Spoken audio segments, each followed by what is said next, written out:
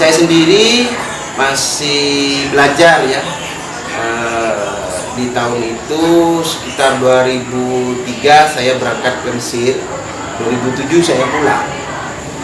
Apa yang saya lihat di Jember dan di pesantren Nuris pada khususnya membuat saya banyak berpikir tentang problematika pendidikan di Indonesia.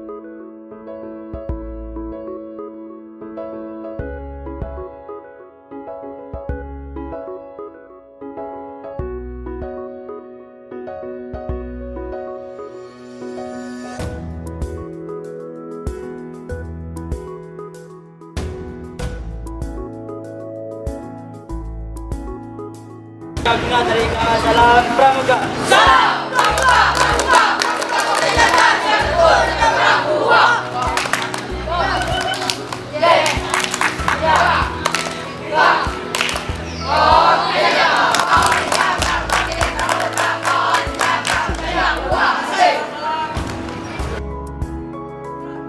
Pas duduk nih, cuma nih pas. Guna dari salam pramuka. Salam pramuka, pramuka, pramuka kebijakan yang luhur dan pramuka.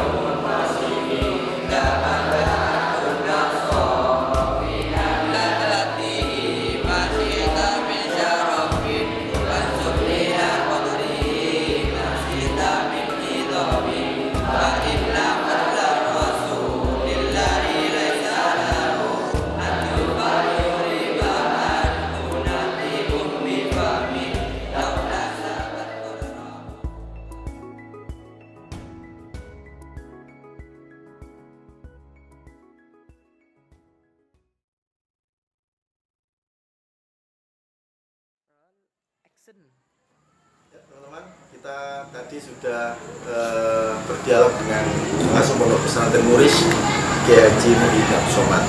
Nah, kali ini kita dengan putranya yaitu Gus Robin Kosidi. Sebenarnya beliau ini pantasnya panggil Kiai, tapi beliau masih muda dan umurnya masih 17 gitu. Ke bawah.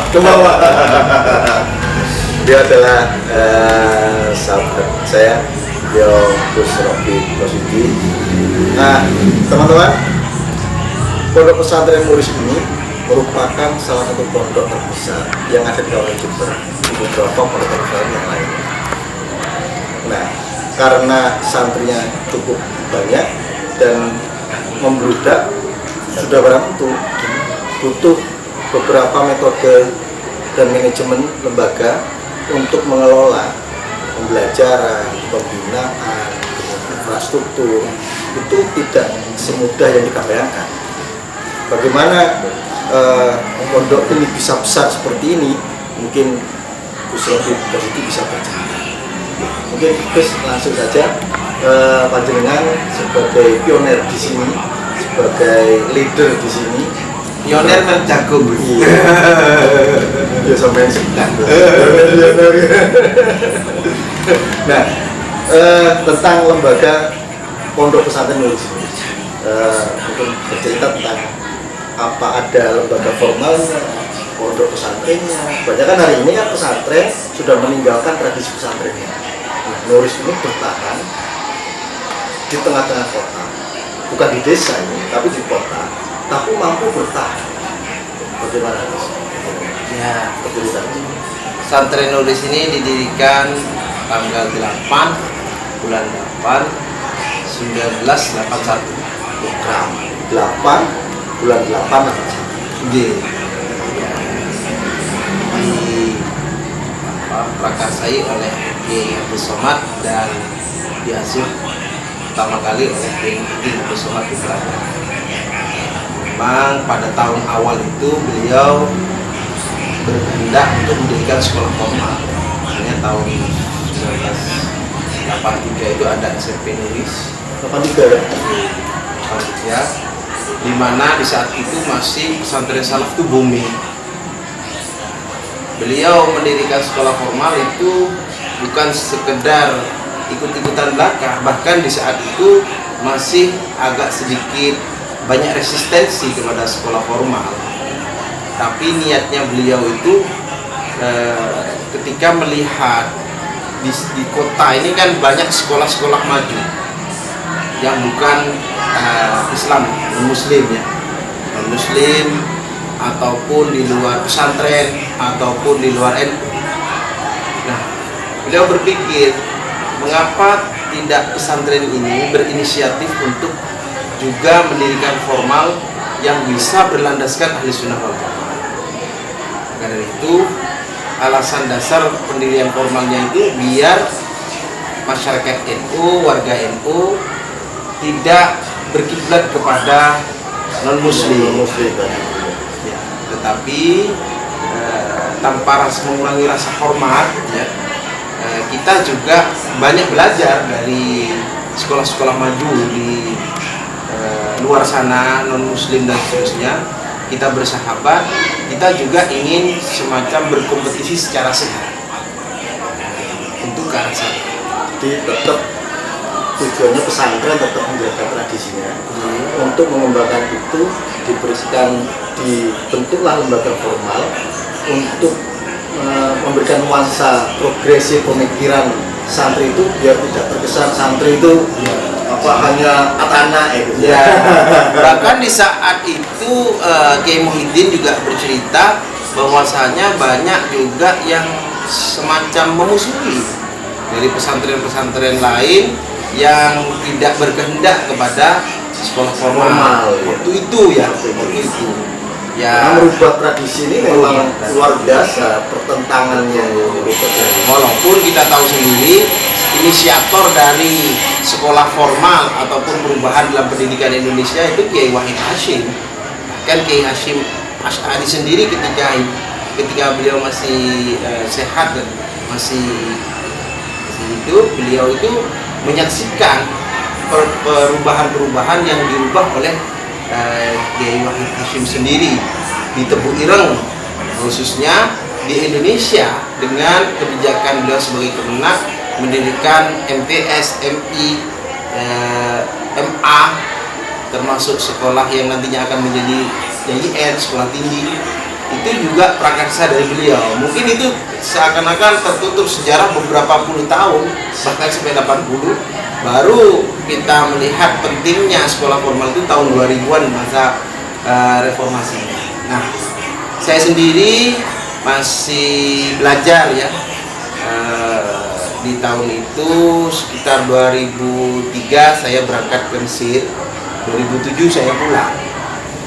Apa yang saya lihat di Jember dan di pesantren Nuris pada khususnya membuat saya banyak berpikir tentang problematika pendidikan di Indonesia.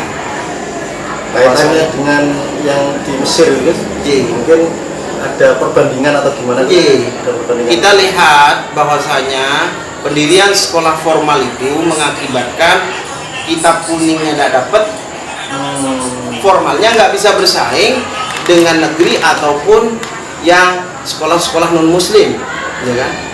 Nah, maka dari itu saya berpikir ulang, oh ternyata memang ada sesuatu yang harus dibenahi, ada sesuatu yang mungkin kita perlu menyempurnakan. Mengapa? Karena tujuan utama, kalau sudah tujuan utama sekolah formal itu hanya ijazah, maka sekolah formalnya, sisi formal, kita bicara sisi formal dulu ya, itu tidak akan mampu bersaing. Tetapi ketika kita lihat misalnya seperti Al-Azhar yang sudah tahun 1900-an awal, itu tertua, itu sudah mendirikan fakultas umum, kedokteran, teknik dan sebagainya, itu sudah 900 awal. Di sini masih resistensi menolak ya kan? Di sana sudah ada universitas kedokteran dan seterusnya, Al-Azhar. Nah, dari situ saya lihat bahwa tujuan Al-Azhar itu bukan mengejar ijazah, tetapi memang dari suatu keyakinan diri bahwasanya Islam itu adalah sebuah peradaban yang mampu memberikan kontribusi yang nyata pada kehidupan sosial, bernegara, bermasyarakat dan seterusnya. Sehingga Al-Azhar menjadi pioner baik dalam ilmu agama, bahkan di dalam satu integritas ilmu sains dan ilmu agama. Kalau sudah tujuan utama sekolah formal itu hanya ijazah, maka sekolah formalnya, sisi formal, kita bicara sisi formal dulu ya, itu tidak akan mampu bersaing.